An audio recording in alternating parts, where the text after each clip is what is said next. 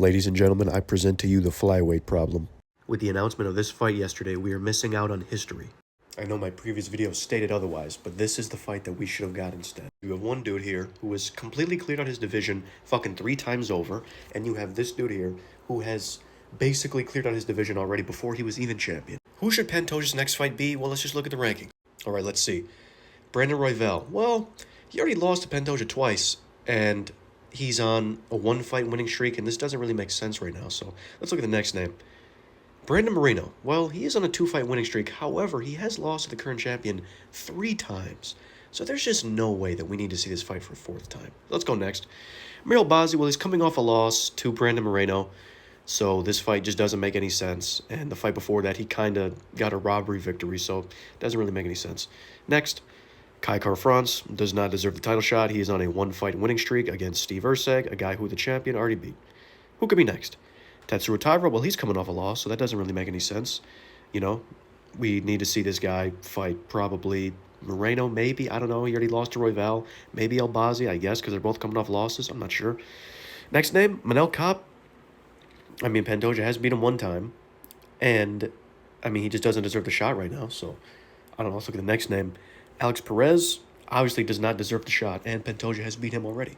It seems like we're in a situation that we were in around August of 2023 when Max Holloway has lost to the current champion Alexander Volkanovski 3 times, but he was on a 2-fight winning streak at that point, and he was clearly the #1 contender, and there was just really nobody else that you could really give the shot. So with this fight being booked in June, I have a theory that Sean O'Malley's going to win this fight, and that obviously means we're going to see an immediate rematch, and we're going to have to see the trilogy.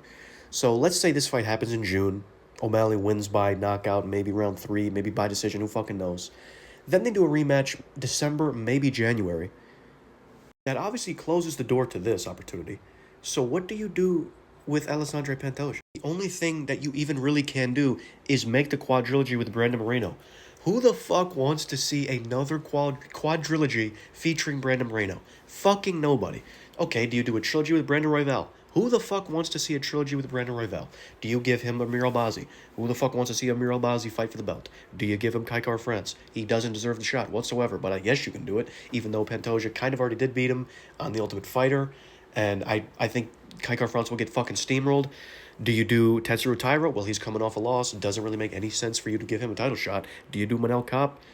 I mean, sure, it would be pretty entertaining, and honestly, that even seems like the most valid position that you do right now.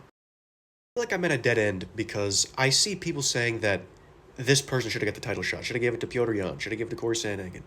Well, I'd be lying to you if I said that the bantamweight problem is not the exact same thing as the flyweight problem, because Merab has basically cleared out the division and nobody else deserves a title shot. So I feel like I'm just making this video and I don't have a clear... This is the next fight that must happen, and I don't know why it hasn't been rebooked. So with Pantoja, you have 3 options. Number 1, you wait for a contender in your division to earn a title shot. However, that could last 6 to 8 months, on top of the fact that you haven't fought in 4 months, and you didn't really take any damage in your last fight, except for that fucking big-ass knee in the first 2 seconds that you ate. Option 2 is you move up to 135 pounds, but you don't get an immediate title shot. So you could do that, but that kind of would have to mean that that's a permanent move, and therefore double champ status is invalid and it's not going to work anymore because you're, of course, going to have to give up the belt. Or number 3, you just wait and hope that Merab beats Sean O'Malley, and you also hope that Merab didn't take a lot of damage to where he can fight relatively soon, and then you eventually earn your chance at double champ status, because if anybody in the sport deserves it, it is this man.